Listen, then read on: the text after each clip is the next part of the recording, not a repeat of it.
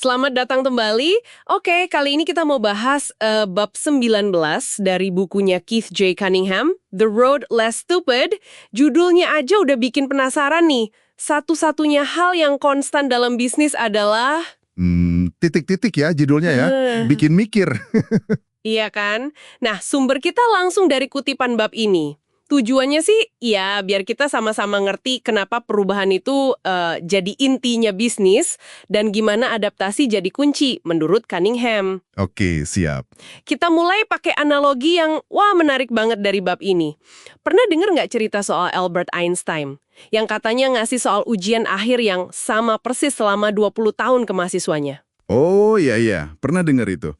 Yang menarik kan jawabannya ya. Betul. Kata Einstein, soalnya boleh sama, tapi jawabannya terus berubah. Nah ini analogi yang kuat banget buat dunia bisnis kan? Kuat banget. Menunjukkan kalau lingkungan bisnis kita ini, ya ampun, dinamis sekali, nggak pernah diem. Apa yang oke kemarin, belum tentu loh hari ini masih relevan. Persis. Dan itu dia, jantung dari bab 19 ini. Ya satu-satunya yang pasti dalam bisnis itu, ya perubahan itu sendiri. Cunningham bilang gini, ide bagus 3 tahun lalu, bahkan setahun lalu aja deh, bisa jadi ide jelek hari ini. Bener juga ya. Coba deh Anda ingat-ingat orang-orang yang untung gede dari saham.com itu, tahun 96 sampai 2000. Atau yang jual beli rumah di Las Vegas tahun 2002 sampai 2007. Wah ya itu booming banget waktu itu. Nah, ide-ide itu kan kelihatannya brilian ya. Sampai akhirnya, ya gitu deh, nggak lagi. Kenapa? Coba. Ya karena lingkungannya berubah. Drastis malah. Dan ini nyambungnya ke konsekuensi yang lebih serius ya. Gagalnya kita beradaptasi sama perubahan ini, menurut Cunningham, yaitu biang keroknya, banyak perusahaan gede akhirnya, rontok. Rontok ya. Ada statistik di bab ini yang cukup bikin kaget loh. Jadi, 87% perusahaan dari daftar Fortune 500 tahun 1955 sekarang udah nggak ada lagi, hilang. 87%? Wow! Iya, mereka mungkin dulu besar, tumbuh gitu ya, tapi gagal ikut berevolusi. Mereka apa ya, terlalu nyaman sama jawaban lama yang dulu bikin sukses, terus berhenti nanya-nanya lagi. Padahal pertanyaannya harus baru, yang relevan sama kondisi sekarang. Oh, jadi ini bukan cuma soal strategi di kertas saja ya, tapi lebih ke cara mikir, gitu, pola pikir. Tepat sekali. Cunningham menekankan pentingnya kombinasi beberapa hal.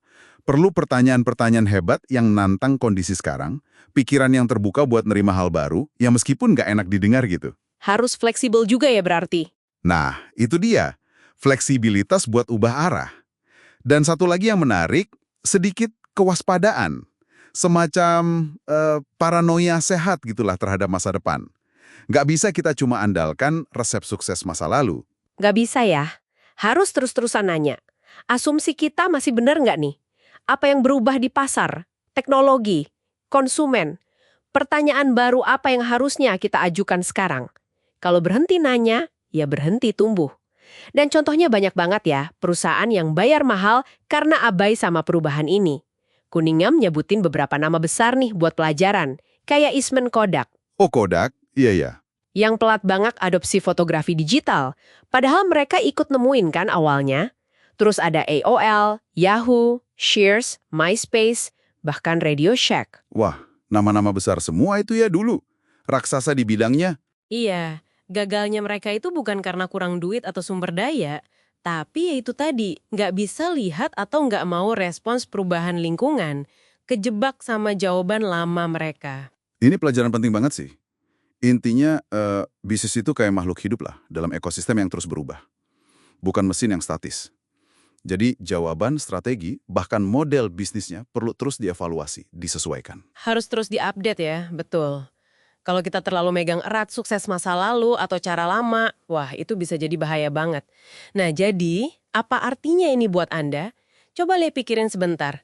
Di bidang yang lagi Anda tekuni sekarang, ada nggak sih jawaban atau asumsi lama yang mungkin udah nggak pas lagi tapi masih Anda pegang? Pertanyaan bagus tuh. Bab ini benar-benar mengingatin kita ya, kalau gagal adaptasi itu bisa bikin pemain paling besar sekalipun tumbang. Ini jadi bawa kita ke satu pemikiran terakhir nih, buat Anda renungkan. Apa tuh?